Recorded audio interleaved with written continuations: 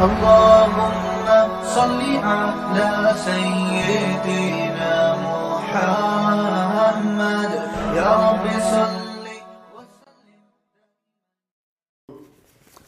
بسم اللہ الرحمن الرحیم نحمدہ ونصلی علی رسولہ الکریم. تفسیر کے آج کے لیکچر میں سورہ بقرہ کا رکوع نمبر 39 یعنی 39 اور تیسرے پارے کا رکوع نمبر 7 یعنی 7. اس رکوع کا لفظی ترجمہ بھی ہو چکا ہے, مختصر گرامر بھی ہو چکی ہے, اور اس رکوع کی کافی حد تک تفسیر بھی ہو چکی ہے. تو جہاں سے تفسیر باقی تھی انشاءاللہ وہاں سے میں شروع کرتا ہوں. یہ جو آیت کا یہ والا حصہ ہے کہ ذالکم اقسط عند اللہ واقوم للشہادۃ وادنی الا ترتابوا, یہاں سے آیت کی تفسیر ہماری چل رہی تھی, تو میں اسی تفسیر کو یہیں سے کنٹینیو کرتا ہوں. تو اللہ نے فرمایا کہ ان معاملات کو لکھا بھی کرو اور گواہ بھی بنایا کرو. تو اس کا فائدہ کیا ہوگا؟ یہ کام اللہ کے نظر میں زیادہ انصاف کے زیادہ قریب ہے, اس سے ایک دوسرے پہ ظلم نہیں کر سکو گے. اقوام للشہادتی, شہادت اس سے زیادہ سیدھی رہے گی, یعنی گواہ بھی ٹیڑھی میڑھی باتیں نہیں کریں گے, ان کو بھی ڈر ہوگا کہ بھائی ریٹن میں بھی ہے تو, اور ان کو یاد بھی رہے گا, نہ بھولے سے غلطی کریں گے نہ جان کر غلطی کریں گے. وَأَدْنَىٰ أَلَّا تَرْتَابُوا, اور اس بات کے زیادہ قریب ہے کہ تم شبہ بھی نہیں کرو گے, ایک دوسرے کے بارے میں وسوسوں میں مبتلا نہیں ہوگے. إِلَّا أَن تَكُونَ تِجَارَةً, ہاں اگر کوئی ایسی تجارت ہے حاضرةً جو حاضر ہے, حاضر کا مطلب دین والا معاملہ نہیں ہے, تدیرونہا بینکم, جس کو تم آپس میں صبح شام گھماتے رہتے ہو. صبح شام جیسے اب کسٹمر کی لائن لگی ہوئی ہے, 1 کلو دودھ دے دو, 2 کلو دودھ دے دو. اب یہ تھوڑی کہ ہر آدمی بیٹھ کے لکھ رہا ہوگا اس کو میں نے 1 کلو دودھ دیا اور 50 روپے اس سے میں نے لے لیے ہیں, ریٹرن میں لائے اور 2 گواہ لائے, تو پھر تو ظاہر ہے سارا دن میں 4-5 آدمیوں کو ہی دودھ بیچ سکے گا, اور وہ گواہ بھی پھر بھاری تنخواہیں لینا شروع کر دیں گے اس سے. تو اللہ نے فرمایا اگر کوئی اس طرح کی تجارت ہے فلیس علیکم جناح, تو پھر تم پر کوئی حرج نہیں ہے, اللہ تکتبوہا, کہ تم اس کو مت لکھا کرو. وَأَشْهِدُوا إِذَا تَبَايَعْتُمْ, لیکن جب بھی تم خرید و فروخت کا معاملہ کرو تو گواہ بنا لیا کرو. یہ بھی مستحب حکم ہے کہ جو ایسا معاملہ جو خاص طور پہ بڑے معاملات ہوتے ہیں, اگرچہ ادھار نہ ہو لیکن اس میں گواہ بنا لینا بہرحال ایک مستحب عمل ہے. جیسے آپ نے 1 کروڑ کی گاڑی بیچی, اگرچہ 1 کروڑ فوراً لے لی اور گاڑی دے دی, تو ایسے بڑے معاملات میں تبایعتم کہ بیع و شراء جب ہو رہی ہے تو اس میں گواہ بن جانا چاہیے. بے شک لکھو نہیں اس میں, لیکن کم از کم آخری درجہ یہ کہ گواہ اس میں ہونے چاہیے, کیونکہ اس میں یہ اچھا اس میں اللہ نے یہ نہیں فرمایا کہ یہ لکھو چاہے معاملہ چھوٹا ہو یا بڑا, اس لیے کہ یہ والا لکھنا جو ہے نا بڑے معاملات میں تو ہوگا, چھوٹے معاملات میں نہیں ہوگا. جبکہ ادھار میں اللہ نے کیا فرمایا, معاملہ چھوٹا ہو یا بڑا ہو دونوں کو لکھو, کیونکہ اس میں چھوٹے معاملے میں بھی گڑبڑ, کیونکہ ابھی فوراً پیمنٹ ہو نہیں رہی ہے.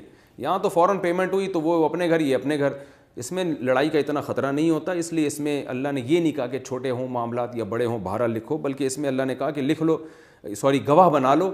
بے شک نہ لکھو مگر گواہ بنا لو. تو یہ ہماری ثوابدید پر ہے کہ معاملہ اگر بڑی نوعیت کا ہے تو ہمارے لیے بہتر ہے کہ ہم اس میں گواہ بنا لیں. آگے اللہ نے ایک اصول اور ضابطہ بیان کیا, ولا یضار کاتب ولا شہید.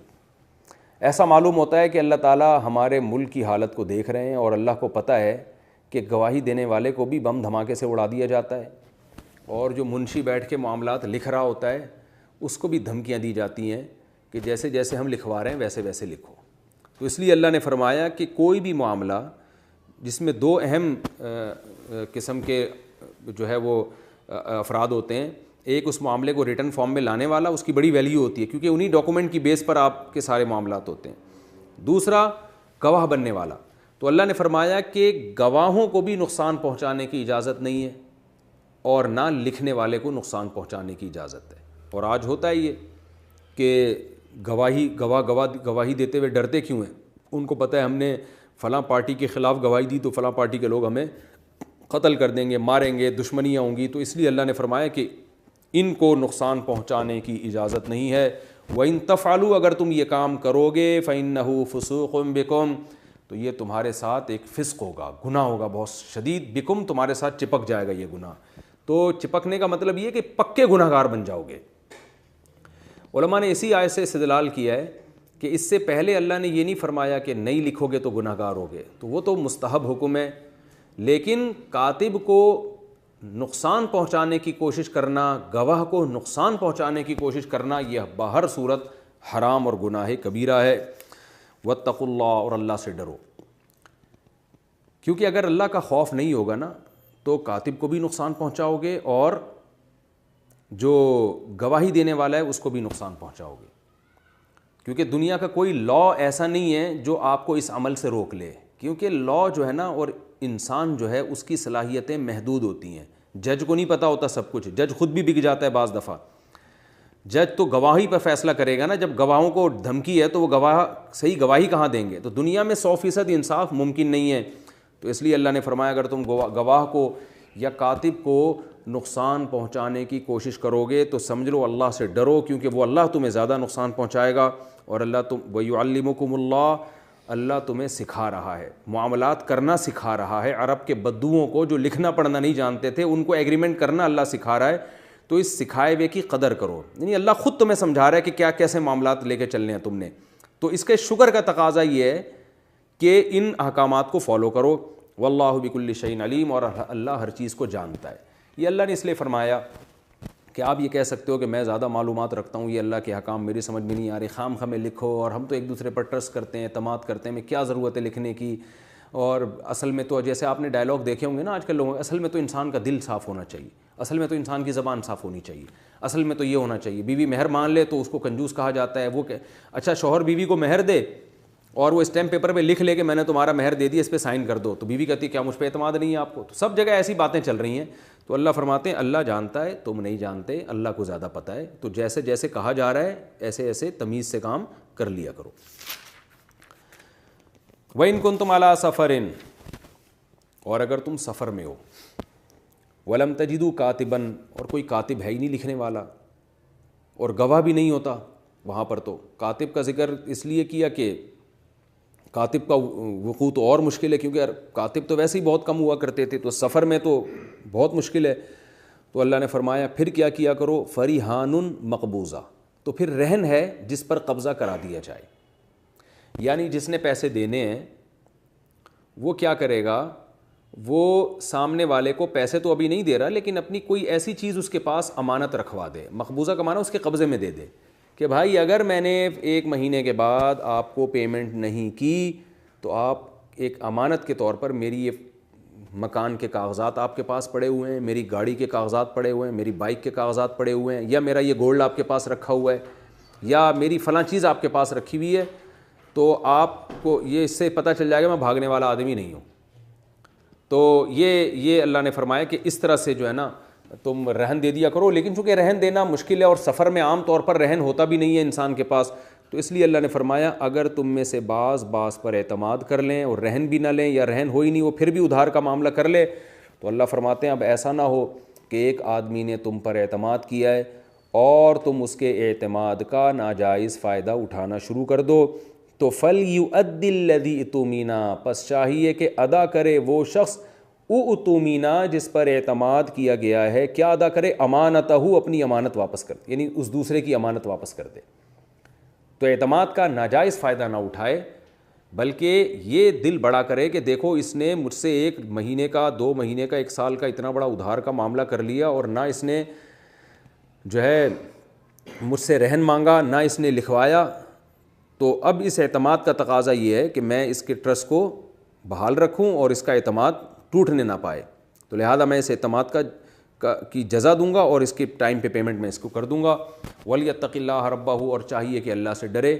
یہ موٹیویشن کے لیے کہ کوئی بھی کام اللہ کے خوف کے بغیر نہیں ہوتا. اللہ کا خوف نہیں ہوگا تو کوئی عدالت تو نکلوا نہیں سکے گی پیسے آپ سے، کیونکہ نہ آپ کے پاس گواہ ہیں، نہ ریٹرن فارم میں لایا گیا، نہ اس کے پاس رہن ہے. تو اب اللہ کا ڈر ہی ہے جو آپ کو اس کی پیسوں کی ادائیگی پر مجبور کرے گا. اس لیے اللہ نے فرمایا اللہ سے ڈرو، کیونکہ آج پیسے نہیں دو گے تو کل اللہ تم سے انتقام لے گا. وَلَا تَكْتُمُوا الشَّهَادَةَ، پہلے حکم یہ تھا کہ گواہوں کو جب بلایا جائے تو وہ انکار نہ کریں بلکہ آئیں اور گواہ بنیں. اب حکم ہے کہ گواہ بننے کے بعد جب گواہی دینے کے لیے بلایا جائے تو بھی آئیں وہ. وَلَا تَكْتُمُوا الشَّهَادَةَ، گواہی کو چھپائیں نہیں وہ، بلکہ یہ نہ کہیں کہ یار یہ میرا ہیڈک تھوڑی ہے، کیا ٹینشن میں ڈال دیا مجھے، اب فلاں کے پیسے ہیں وہ جانے میں جانوں. تو بھائی جب آپ کے پاس ثبوت ہے تو آپ کسی کا حق ضائع ہونے سے بچائیں، آپ جائیں جا کے گواہی دیں، چاہے عدالت میں بلانا پڑے یا کوئی جرگہ ہو یا کہیں بھی بلانا پڑے. وَمَن يَكْتُمْهَا، فرمایا جو بھی اس گواہی کو چھپائے گا، فَإِنَّهُ آسِمٌ قَلْبُهُ، تو بات یہ ہے کہ اس کا دل گنہگار ہے. یعنی یہ دل کا ذکر اللہ نے اس لیے فرمایا کہ وہ یہ سمجھتا ہے کہ گواہی کا چھپانا ایک زبان کا عمل ہے، گواہی زبان سے دی جاتی ہے، تو گویا میری زبان گنہگار ہو جائے گی، جسم کا ایک عضو گنہگار ہوگا. تو اللہ فرماتے ہیں جسم کا ایک عضو یعنی زبان گنہگار نہیں ہو رہی، بلکہ زبان سے جتنے اعمال نکلتے ہیں وہ اصل میں دل کی طرف سے آرڈر ملتا ہے ان کو. تمہارا دل خراب ہے، دل برا ہے، جس کی وجہ سے تمہارے جسم کے جو اعضاء ہیں وہ حق کو بیان نہیں کر رہے. تو یہ دل کے گنہگار ہونے کی علامت ہے، محض زبان کے گنہگار ہونے کی علامت نہیں ہے. واللہ بما تعملون علیم، اور تم جو کچھ کرتے ہو اللہ اسے جانتا ہے. اگر تم گواہی کو چھپاؤ گے تو اللہ اسے بھی جانتا ہے. یہ سورہ بقرہ کا رکوع تفسیر کے لحاظ سے کمپلیٹ ہوا. اس رکوع میں ہمیں علمی نکات ملتے ہیں، وہ میں انشاءاللہ نمبر وار آپ کے سامنے بیان کرتا ہوں. قرآن مجید کی اس طویل ترین آیت کو آیت مداینہ کہا جاتا ہے، ادھار کے لین دین والی آیت. اور جب میں یہ آیت پڑھتا ہوں، بلکہ علماء پڑھتے ہیں، تو خون کے آنسو رونے کا دل چاہتا ہے کہ ایک طرف اسلام معاملات میں اتنی ایکوریسی کا حکم دے رہا ہے، اتنے سیدھے رہنے کا حکم دے رہا ہے، لیکن انتہائی افسوس کے ساتھ کہ آج اس معاملے میں غیر مسلموں کی تعریفیں کی جاتی ہیں. جاپان والے معاملات میں ایک نمبر ہوتے ہیں، امریکہ میں انگریز سے آپ معاملہ کرو ایک نمبر ہی کرے گا، پاکستانی سے کرو انڈین سے کرو 2 نمبر ہوگا. وہ وجہ کیا ہے اس کی کہ ہم اسلام کا صرف ایک جو حصہ ہے نا، حج، عمرہ، نماز، روزے، اس کو فوکس کرتے ہیں. معاملات میں صفائی، کسی کا حق ہم نہ کھائیں اور اس کو معاملات کو کلیئر کریں، ریٹن فارم میں آنے چاہیے، اس طرف ہماری توجہ ہی نہیں ہے. بلکہ اس میں اگر کوئی زیادہ چلتا ہے نا تو اس کو بے دین سمجھا جاتا ہے، اس کو سمجھا جاتا ہے یہ اعتماد نہیں کر رہا میری زبان پہ، یہ مجھے 2 نمبر سمجھتا ہے، اس لیے سارا معاملہ ایسا ہی چل رہا ہے. تو پہلا ہمیں علمی نقطہ یہ پتہ چلتا ہے کہ اسلام میں معاملات کو لکھنے کی، اس پہ گواہ بننے کی، معاملات میں کو کلیئر رکھنے کی بے انتہا اہمیت ہے کہ اللہ نے سب سے طویل ترین آیت میں پورا مضمون ہی اسی پر بیان کیا اللہ تعالیٰ نے. تو پہلا حکم تو ہمیں اس بارے میں یہ پتہ چلتا ہے.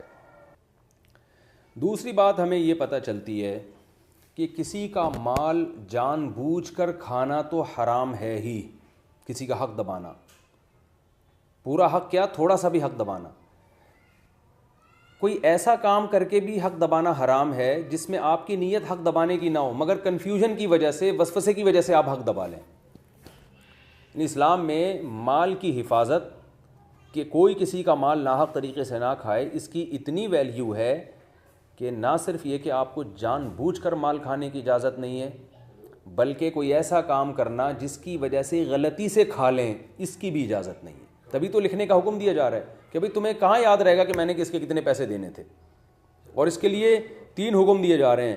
نمبر 1 لکھو، نمبر 2 گواہ بھی بناؤ، نمبر 3 لکھے بھی وہ جس کے اوپر حق ہے، تاکہ اس کو پتہ ہو کہ تو میرا لکھوایا ہوا ہے. تو اس سے تمام قسم کے وسوسے بالکل دور ہو جائیں گے. وہ تو اب غلطی سے، بھولے سے کسی کا مال کھانے کا کوئی آپشن ہی نہیں رہے گا باقی.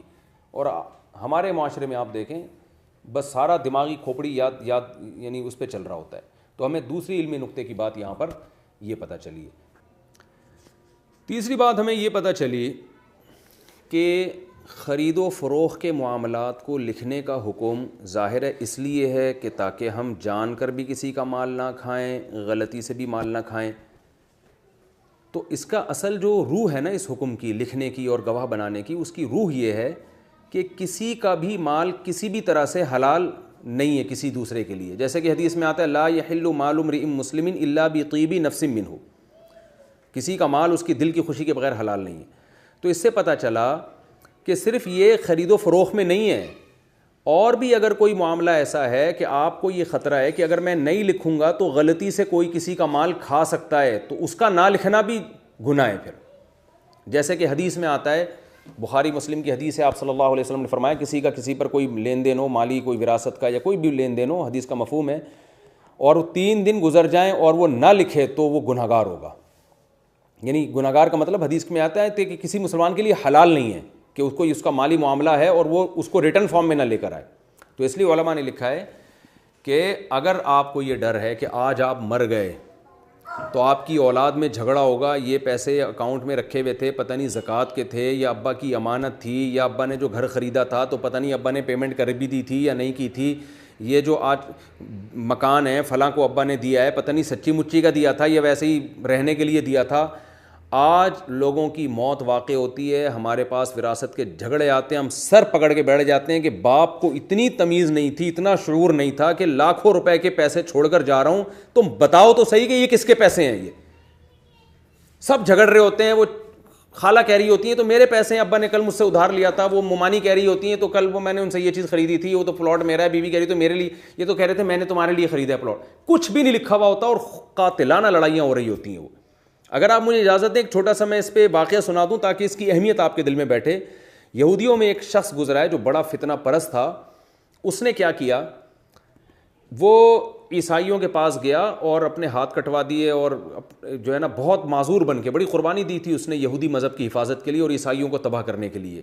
ان کے پاس گیا اور کہا کہ جو ہے میں نے عیسائی مذہب قبول کیا جس کی وجہ سے میری قوم نے میرا یہ حال کر دیا. میں تفسیر کے لیکچر میں واقعات نہیں سناتا لیکن یہ اہمیت کی پیش ہے, میں ذرا جلدی اس کو میں ختم کر رہا ہوں اس واقعے کو, تاکہ پتہ چلے ہمارے معاشرے میں باپ اور ماں یہی کام آج اپنی اولادوں کے ساتھ کر رہے ہیں, ان کو لڑوانے والا.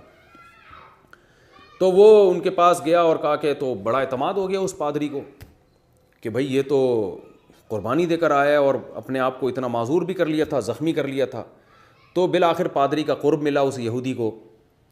مجھے اس یہودی کا نام معلوم نہیں, تاریخ کا ایک مشہور واقعہ, یہ کبھی موقع ملا تو میں کتاب کا ریفرنس بھی دوں گا انشاءاللہ. اور جا کے جناب اس نے بڑا قرب حاصل کرتے کرتے کرتے کرتے بالآخر پھر پادری نے اس کو اپنا جانشین بنایا, پوپ بن گیا بہت بڑا. وہ تھا وہ اندر سے یہودی, تو عیسائیت کو اس پہ بڑا اعتماد کہ بھئی پوپ نے اس کو نائب بنایا. اس یہودی کے دل میں ایک فتنہ تھا. اس نے کیا کیا کہ جب یہ بوڑھا ہو گیا اور اس کو خیال ہوا کہ اب میں دنیا سے جانے والا ہوں, تو اس نے 4 عیسائیوں کو نا, جو آپس میں ان کی ویسے بھی تھوڑی بہت دشمنیاں تھیں, 4 یا 3 تھے, بھی پورا عدد پورا یاد نہیں ہے, ان میں سے ہر ایک کو الگ سے بلا کے اس نے سمجھایا کہ میرے مرنے کے بعد میرے جانشین تم ہو, مجھے خدا کی طرف سے الہام ہوا ہے, اور یہ الہام ایسا الہام ہوا ہے کہ تم نے یہ خلافت کسی اور کو نہیں دینی ہے, اور یہ خفیہ راز ہے جو میں تمہیں بتا کے جا رہا ہوں. تو 3 یا 4 بڑے بڑے تھے, ان سب کو یہی کہا کہ مجھے خدا کی طرف سے الہام ہوا ہے, تم میرے بعد جانشین ہو. پھر تیسرے کو بھی یہی کہا, چوتھے کو بھی یہی کہا. اب ہر ایک یہ سمجھ کے بیٹھا ہوا ہے کہ اس پوپ کے بعد میں ہوں اصل, پوپ نے مجھے بنایا ہے, اور 3-4 گواہ اس پہ بھی بنا دیے, 3-4 ادھر بھی بنا دیے, 3-4 ادھر بھی بنا دیے, 3-4 ادھر بھی بنا دیے, اور مر گیا. جب مرا ہے تو سب یہ سمجھ رہے ہیں کہ ہم ہیں اصل. اور پھر جو عیسائیت میں جنگیں ہوئی ہیں, کئی سال تک خون ریز ان کی آپس میں لڑائیاں ہوئی ہیں, ہر ایک یہ دعویٰ کرتا تھا میں خلیفہ ہوں, فرقوں میں تقسیم ہوا اور بیڑا غرق کر دیا عیسائیت کا اتنے ٹکڑوں میں, اور بٹ چکی ہے عیسائیت. اس میں اس یہودی کا بہت بڑا کردار تھا. تو باپ یہ بتاتا نہیں ہے یہ بزنس کس کا ہے, میرے مرنے کے بعد کیا ہوگا, لاکر میں پیسے پڑے ہوئے ہیں وہ کس کے پیسے ہیں, یہ پلاٹ میں نے بیٹے کے لیے خریدا ہے تو کیا مطلب, دے دیا ہے, ہینڈ اوور کر دیا ہے اس کے, اور کچھ بھی لکھت پڑھت نہیں ہوتی. مہر شوہر بیوی کے حوالے کر دیتا ہے, لکھواتا نہیں ہے کہ میں دے چکا ہوں. پھر لڑائیاں ہو رہی ہیں, بیوی بھول گئی ہے یا بھولی نہیں ہے, وہ چالاک عورت ہے, وہ دوبارہ مانگ رہی ہے, آپ کے پاس کوئی گواہ نہیں ہے, کوئی ثبوت نہیں ہے آپ کے پاس. یا آپ نے مہر دینا ہے اور بیوی کو آپ لکھ کے ہی نہیں دے رہے کہ میں تمہارا اتنا مقروض ہوں مہر کا, مر جاتے ہیں, وہ ایک جھگڑے. تو اپنی قوم پہ رحم کرنا چاہیے, اپنی ذات پہ رحم کرنا چاہیے. تو اس لیے ایک ایک معاملے کو آپ لکھیں. یعنی اس آیت سے صرف خرید و فروخت کا لکھنا لازم نہیں ہو رہا, ہر مالی معاملے کا لکھنا واجب ہو رہا ہے.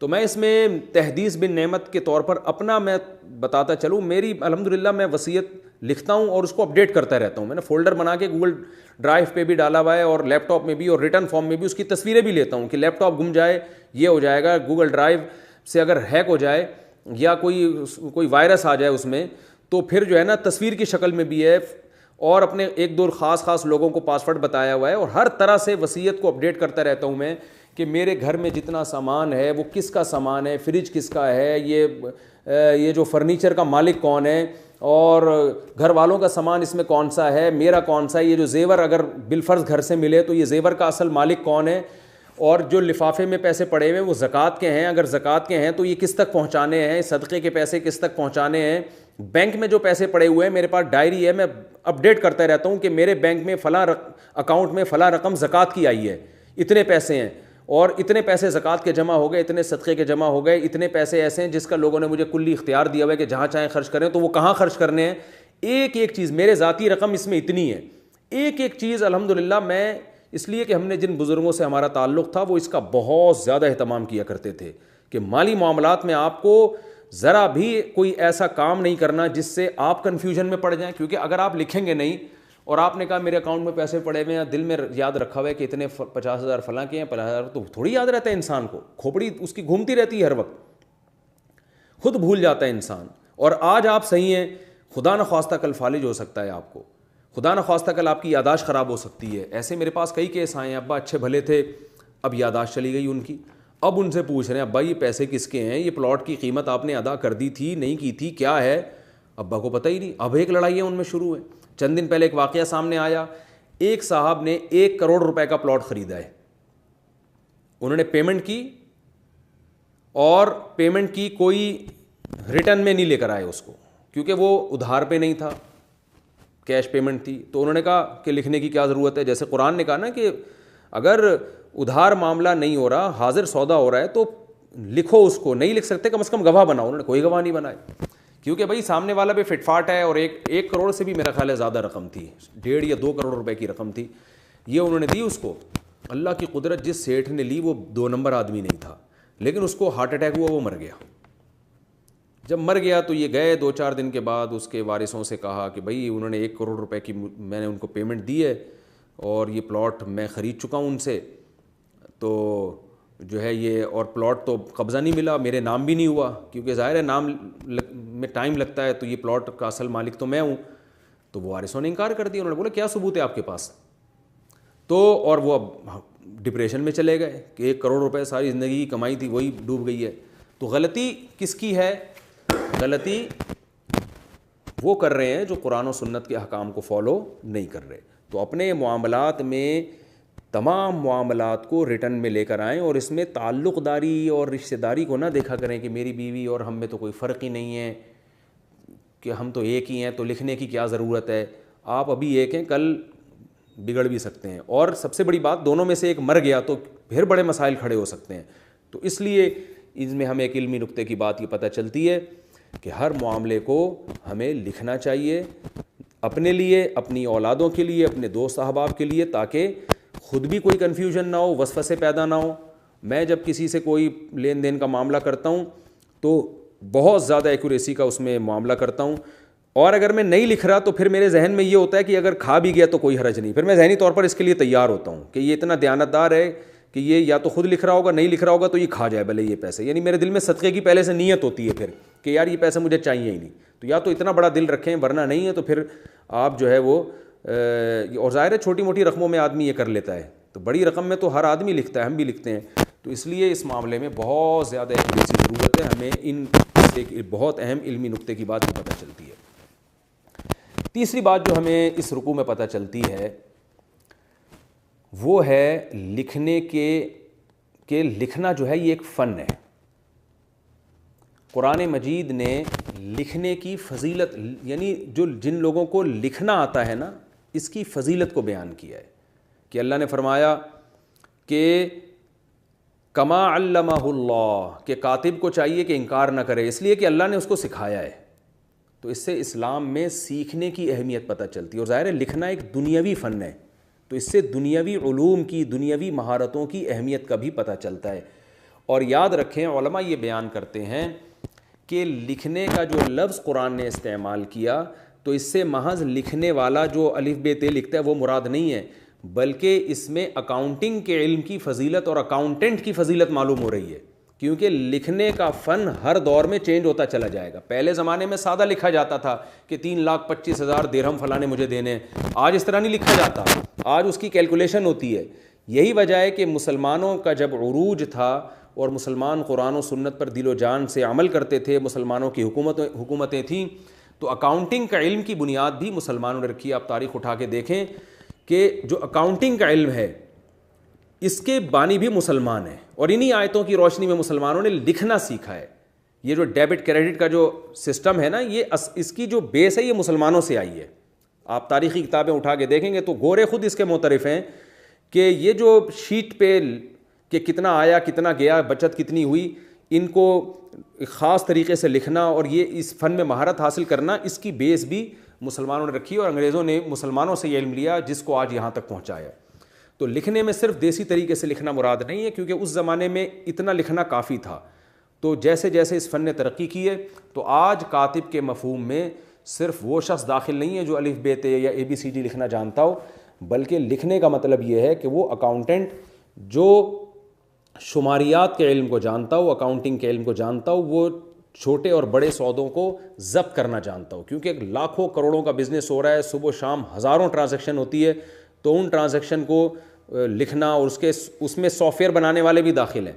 ایسے لوگ جو کمپیوٹر میں ایسے سافٹ ویئر بنائیں جس سے خرید و فروخت کے معاملات میں ایکوریسی ہو سکے، وہ سافٹ ویئر بنانے والے بھی اس آیت میں داخل ہیں، کیونکہ قرآن جزیات بیان کرتا ہے۔ میں بار بار آپ سے بتاتا ہوں کہ ان جزیات کے ضمن میں اصل میں اصول اور ضابطے بیان کر رہا ہوتا ہے، کہ کاتب سے مراد صرف لکھنے والا نہیں ہے، بلکہ کمپیوٹر میں ایسے سافٹ ویئر بنانے والے انجینئر جو حساب و کتاب کے کھاتے بناتے ہوں، چاہے وہ رجسٹر کی صورت میں یا سافٹ ویئر کی صورت میں، ان سافٹ ویئر کو استعمال کرنے والے ماہرین، یہ تمام کے تمام لوگ کاتب کی فہرست میں داخل ہیں۔ تو اللہ نے ان تمام کی فضیلت کو بیان کیا ہے۔ لہذا کرو اکاؤنٹنگ کا علم اس نیت سے کوئی شخص سیکھتا ہے کہ مجھ پر اللہ کا انعام ہوگا، اور قرآن نے معاملات میں جو ایکوریسی کا حکم دیا ہے تو میں اس علم کے ذریعے معاملات کو سیدھا کر سکتا ہوں، اور لکھنے کے میں لوگوں کے ساتھ میں تعاون، چاہے میں اس کی تنخواہ لوں، بے شک اس میں جاب کے طور پر اس کام کو کروں، لیکن میرے اس عمل کی وجہ سے لوگوں میں نزاع نہیں ہوگا، آپس میں جھگڑا نہیں ہوگا، اور سب کو پتہ چلے گا۔ جیسے بینکوں میں ہوتا ہے، اسلامک بینکوں میں جتنی سینکڑوں ٹرانزیکشن ہو رہی ہے سب میں ایکوریسی ہوتی ہے، ظاہر ہے وہاں انجینئر بیٹھے ہوئے ہوتے ہیں، ماہرین بیٹھے ہوئے ہوتے ہیں۔ تو اگر کوئی اس نیت سے اکاؤنٹنگ کا علم سیکھتا ہے، بلکہ CA کرتا ہے، اگر وہ اس نیت سے چارٹرڈ اکاؤنٹنٹ بنتا ہے، وہ اس نیت سے کہ دنیا میں بڑے پیمانے پر جو خرید و فروخت کے معاملات ہو رہے ہیں تو میں یہ علم سیکھوں گا تاکہ معاملات میں ایکوریسی پیدا ہو، اور دیانتداری سے میں یہ علم کو لکھوں اور جو ہے تاکہ لوگوں میں جھگڑا نہ ہو، تو یہ بھی اس آیت کے تحت داخل ہے۔ اللہ نے اس کی بھی فضیلت بیان کی ہے، کما علمہ اللہ، اس علم کی نسبت اللہ نے اپنی طرف کی ہے کہ میں نے تمہیں یہ سکھایا ہے۔ حالانکہ کاتب تو خود سیکھتا ہے بیچارہ محنت کر کے، لیکن اس سیکھنے کی صلاحیت جو دماغ میں رکھی ہے اور وسائل جو پیدا کی ہے وہ اللہ نے پیدا کی ہیں، تو اللہ اس علم کی نسبت اپنی طرف کر رہا ہے، تو ظاہر ہے اللہ کسی بری چیز کی نسبت اپنی طرف نہیں کرے گا۔ تو اس آیت کی روشنی میں ہمیں اکاؤنٹنگ کے علم کی اور لکھنے کے علم کی فضیلت معلوم ہوتی ہے۔ قلم کی فضیلت ہمیں معلوم ہوتی ہے سورہ علق سے، اقرأ وربک الاکرم الذی علم بالقلم، اس رب کے نام کے ساتھ پڑھیے جس نے قلم کے ذریعے سکھایا، اور قلم کے ذریعے حساب، علم حساب اور علم شماریات، اس کی فضیلت ہمیں اس آیت سے معلوم ہوتی ہے کہ لکھنا بھی ایک فن ہے جو اللہ کی طرف سے عطا کیا جاتا ہے، اور یہ ایک فضیلت والا علم ہے۔ اچھا، اس آیت میں ہمیں لکھوانے کی فضیلت بھی معلوم ہوتی ہے کہ ہر آدمی لکھوانے کا اہل بھی نہیں ہوتا، کیونکہ ہمارے پاس تو ریٹن تحریریں آتی رہتی ہیں، لوگ پوچھ کیا رہے ہوتے ہیں، نکل کیا رہا ہوتا ہے ان کے منہ سے، تو پتہ یہ چلا کہ لکھوانا وہ یہ بھی ایک فن ہے۔ اس لیے اللہ نے فرمایا کہ ہر آدمی لکھوانے کی صلاحیت نہیں رکھتا، وہ کچھ کا کچھ لکھوا دے گا، تو لکھوانا بھی ایک فن ہے، لکھوانا بھی ایک ایبلٹی ہے۔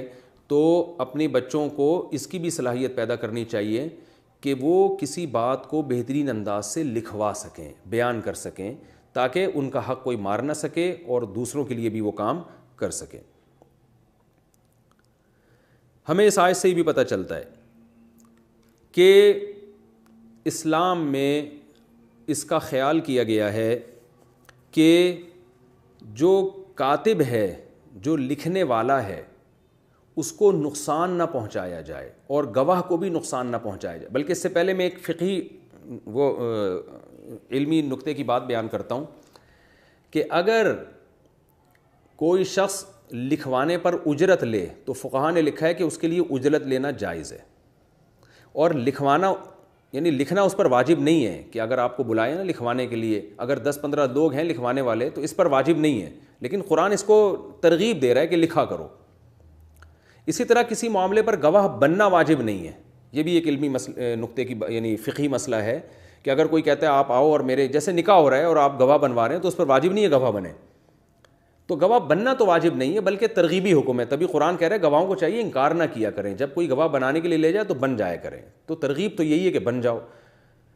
لیکن جب گواہ بن گئے تو پھر گواہی دینا اگر ضرورت پڑے تو پھر واجب ہے, پھر آپ انکار نہیں کر سکتے وہاں پہ. یعنی کوئی پیسوں کا لین دین ہوا, آپ گواہ بن گئے, اب وہ بلا رہا ہے آپ کو جرگے میں یا عدالت میں بلا رہا ہے, تو آپ پر لازم ہے کہ آپ جا کے گواہی دیں. اس میں ہمیں کیا پتہ چلتا ہے کہ دوسروں کے معاملات میں اتنی کنارہ کشی اختیار کر لینا کہ ایک کا حق برباد ہو رہا ہے اور آپ کہہ چکے ان کا معاملہ ہے, مجھے کیا پڑی ہے بھائی, ان کو لڑنے دو آپس میں, مجھے کیا پڑی ہے. ایسا نہیں ہے بھائی, آپ انسان ہیں, انسانیت کے ناطے آپ کو چاہیے کہ اگر آپ کی وجہ سے کسی کا حق ضائع ہونے سے بچ رہا ہے تو آپ پر لازم ہے کہ آپ جائیں, کیونکہ قرآن کہہ رہا ہے وَمَن یکتمھا, جو گواہی کو چھپائے گا اس کا دل گناہ گار ہے. اس میں صاف اللہ نے بتا دیا کہ گواہی کو چھپانا حرام ہے. ہاں فقہاء نے یہ بیان کیا ہے کہ اگر گواہ کو یہ ڈر اور خوف ہو کہ میں نے گواہی اگر نہیں دی تو میں نے گواہی اگر دے دی تو مجھے قتل کر دیں گے یا میرا کوئی مجھے معذور بنا دیں گے یا بہت زیادہ ٹارچر کریں گے, تو پھر مجبوری میں اس کے لیے گواہی چھپانا جائز ہے. تو اس صورت میں گناہ گار نہیں ہوگا. عزیمت تو یہ پھر بھی گواہی دے. اس پر پھر کوئی یہ اعتراض نہ کرے کہ اس کے گواہی چھپانے سے دوسرے کا نقصان ہو رہا ہے, تو بھائی پہلے اپنے نقصان سے بچانا انسان پر واجب ہے, پھر اس صورت میں گناہ اس کو ہوگا جو اس گواہ کو دھمکیاں دے رہا ہے. تو یہاں بھی اللہ نے بیان کر دیا کہ جو گواہ ہیں ان کو نقصان نہ پہنچاؤ, اور ان کو بھی جو ہے نا ان کو سیکیورٹی دینا یہ بھی حکومت کی بھی ذمہ داری ہے, عام لوگوں کی بھی ذمہ داری ہے. تو گواہ کو کسی طریقے سے آپ نقصان نہیں پہنچا سکتے, کاتب کو کسی طریقے سے نقصان نہیں پہنچا سکتے. اور ایک علمی نکتے کی بات یہ بھی پتہ چلتی ہے کہ اللہ نے کاتب کو حکم دیا کہ معاملات کو صحیح ایمانداری کے ساتھ لکھے. تو جتنے ہمارے اکاؤنٹنٹ ہیں جو گڑبڑ کر رہے ہیں کمپنیوں میں بیٹھ کے, کھاتے غلط بنا رہے ہیں, جو یہ بھی سارے اسی آیت کے تحت حرام کاری کے مرتکب ہو رہے ہیں.